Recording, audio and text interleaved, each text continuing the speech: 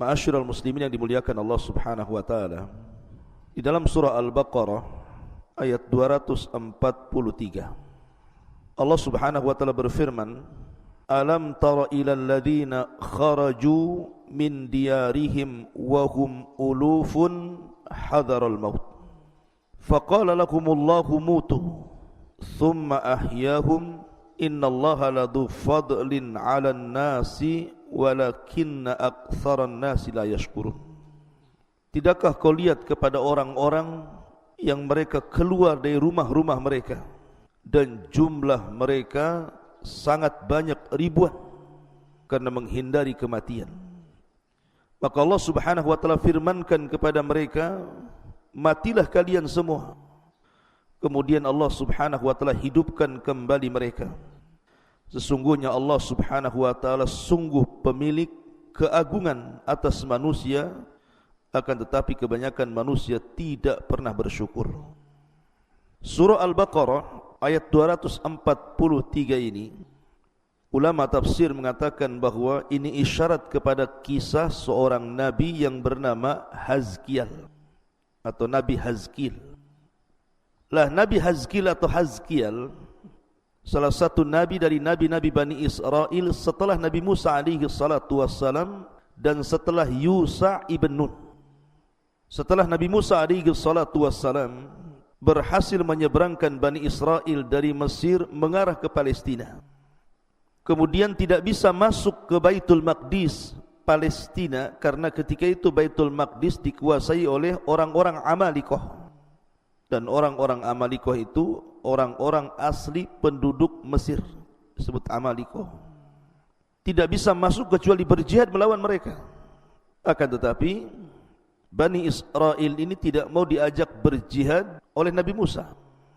Bahkan su'ul adab, buruk akhlaknya kepada Musa alaihi salatu wassalam, dan mengatakan, idhab anta wa rabbuka faqatila innaha huna qaidun.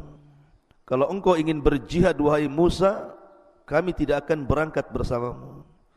Silahkan kau berangkat berdua, ajak Tuhanmu berperang sana, biar kami duduk-duduk di sini menyaksikan siapa yang menang, siapa yang kalah. Akhirnya karena mereka menolak ajakan jihad, maka Allah Subhanahu wa taala uji mereka, yatihuna fil ardi arba'ina sanatan.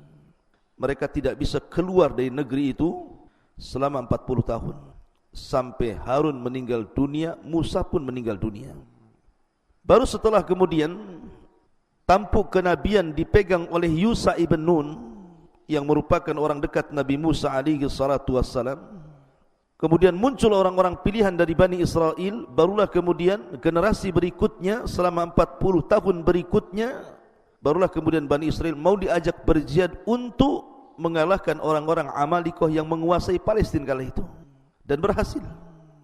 Maka di zaman Yusa ibn Nun ini banyak pembebasan kota, pembebasan daerah dan negara, sehingga Bani Israel semakin membaik kehidupannya. Akan tetapi setelah meninggalnya Yusa ibn Nun, semakin jauh mereka dari para nabinya. Akhirnya sebagian mereka kufur kepada Allah Subhanahu wa taala, dan sebagian mereka menyekutukan Allah Subhanahu wa taala dengan menyembah berhala-berhala. Dari sinilah diutus kepada mereka seorang nabi yang bernama Hazkiel atau Nabi Hazkiel. Tantangan berat karena mendakwakan dakwah tauhid, dan setiap nabi tugas mereka adalah mendakwakan dakwah tauhid, karena itu tugas pokoknya. Walaqad ba'atsna fi kulli ummatir rasulan an i'budullaha wajtanibut taghut. Dan kami utus pada setiap umat seorang rasul, tugasnya mengajak manusia sembahlah Allah dan jauhi sesembahan selain daripada Allah alias tagut. Itulah tugasnya Nabi Hazkiel kali itu, mengajak manusia mengembalikan ke dalam tauhid. Ma'asyiral muslimin yang dimuliakan Allah Subhanahu wa taala, ada sebuah desa atau sebuah daerah namanya Dawardan. Daerah ini karena kufurnya mereka ataupun karena menjauhnya mereka sedikit demi sedikit dari ajaran nabinya, maka Allah Subhanahu wa taala kirim azab kepada mereka berupa penyakit taun. penyakit taun, mungkin semacam lepra atau yang sejenisnya, mungkin sama dengan wabah-wabah di zaman sekarang seperti COVID-19 di zaman sekarang itu ya, COVID-19. Lah wabah ini memakan korban banyak. Akhirnya orang-orang yang tidak terkena wabah itu, mereka berusaha keluar dari negeri itu. Kemudian mereka naik ke atas bukit untuk menghindari wabah taun itu, supaya jangan sampai tertular. Dan jumlahnya ribuan, ada yang mengatakan sampai 30.000 manusia mengungsi dari tempat itu. Ada juga ulama tafsir mengatakan bahwa alasannya karena Nabi Hazkiel ketika itu meminta masyarakat Dawardan ini untuk berjihad, tapi mereka enggan berjihad. Dari situlah penyebabnya akhirnya datang penyakit taun kepada mereka. Alasan tidak mau jihad mereka itu karena takut dengan kematian, pengecut. Tetapi lihat, orang menghindar dari kematian jatuh pula kepada kematian yang lain dengan cara ditimpakan taun kepada mereka. Akhirnya mereka keluar dari tempat itu kemudian naik ke bukit. Allah Subhanahu wa ta'ala takdirkan akhirnya diangkatlah penyakit taun ini. Karena sudah merasa aman bahwa penyakit taun diangkat, balik lagi orang-orang yang ada di bukit ini kembali ke daerah itu. Subhanallah. Mereka berbangga satu dengan yang lainnya karena ketidakikutan serta mereka untuk berjihad bersama Hazkiel. Dari sini akhirnya Allah Subhanahu wa ta'ala kembali menurunkan penyakit taun kedua kalinya. Dan banyak yang meninggal. Lah yang masih selamat akhirnya menyelamatkan kembali kedua kalinya. Naik lagi ke atas bukit. Rupanya sampai di atas bukit, Allah sudah mengutus malakul maut untuk mencabut nyawa orang-orang ini. Tidak mati karena taun, tetapi mati dicabut malakul maut. Itu namanya al-hadharu la yamna'ul qadaru. Menghindar dari kematian tidak bisa lepas dari takdir kematian. Ada menghindar dari penyakit taun, rupanya takdir kematian sudah ada di bukit menunggu Anda. Dari sini Allah Subhanahu wa ta'ala berfirman, alam tara ilal ladzina kharaju min diyarihim wa hum ulufun hadaral maut. Tidakkah kau lihat orang-orang yang keluar dari negeri-negeri mereka, dari rumah-rumah mereka, dan jumlah mereka banyak sekali. Kenapa mereka keluar? Karena menghindar dari kematian, takut terkena taun. Makanya Allah katakan mutu, matilah kalian. Akhirnya semua orang yang mengungsi dari tempat itu karena takut terhindar taun, mati juga di perbukitan. Maka jasad yang sangat banyak itu bergelimpangan di mana-mana. Bukit itu penuh dengan jasad.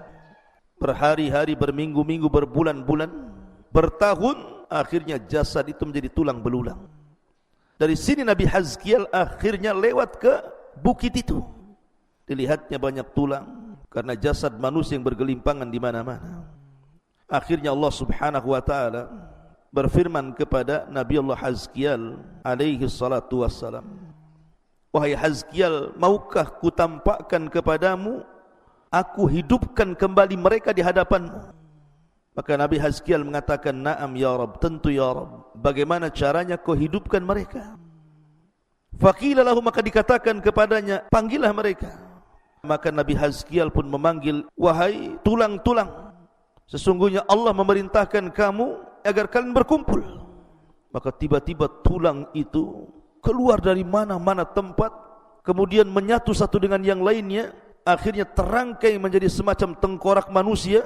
Setelah itu kemudian dipanggil lagi supaya dagingnya datang, dipanggil lagi supaya semua tubuhnya datang. Akhirnya satu persatu datang dagingnya, menempel di tulangnya, akhirnya terangkai membentuk, jadilah jasad-jasad itu kembali utuh. Dari sini kemudian Nabi Hazkiel diperintahkan Allah untuk memanggil ruhnya. Maka dipanggillah ruhnya, akhirnya datanglah ruh dari mana-mana, kemudian masuk lagi ke dalam jasadnya. Orang-orang yang mati di perbukitan itu Allah takdirkan hidup kembali. Di sini Allah mengatakan dalam Al-Quranul Karim, "Tsumma ahyahum", kemudian kami hidupkan kembali mereka. Ketika mereka hidup, semua berteriak seolah-olah kiamat telah tiba kepada mereka. Ma'asyiral muslimin yang dimuliakan Allah Azza wa Jalla, ada yang mengatakan jumlah mereka adalah 8.000 manusia, dan ini riwayat Ibnu Abbas. Ada yang mengatakan 9.000 manusia, dan ini riwayat Abi Saleh. Dan ada yang mengatakan 40.000, dan ini riwayat Ibnu Abbas yang lainnya. Dan ada yang mengatakan lebih daripada itu. Wallahu a'lam jumlah mereka. Ma'asyiral muslimin yang dimuliakan Allah Azza wa Jalla. Tetapi setelah Allah karuniakan mereka mati kemudian dihidupkan kembali, akhirnya mereka mau beriman kepada ajakan Nabi Hazkiel. Allah takdirkan Nabi Hazkiel pun akhirnya meninggal dunia. Rupanya sedikit demi sedikit mereka pun kufur kembali. Subhanallah. Sudah diwafatkan, dihidupkan, kemudian kufur kembali. Itulah Bani Israel. Dan tentang syariat ta'un ini, di dalam Islam, Nabi SAW bersabda, apabila ada sebuah wabah semacam ta'un di sebuah negeri, yang di dalam jangan coba-coba keluar. Dan kalau kalian mendengar di sebuah negeri terkena wabah ta'un, yang di luar jangan masuk ke dalam. Jadi dari dalam jangan keluar, yang dari luar jangan ke dalam. Dan itulah syariat kita. Ini kisah Nabiullah Hazkiel alaihi salatu wassalam. Setelah Nabiullah Hazkiel meninggal dunia, maka kenabian kemudian jatuh kepada Nabiullah Ilyas.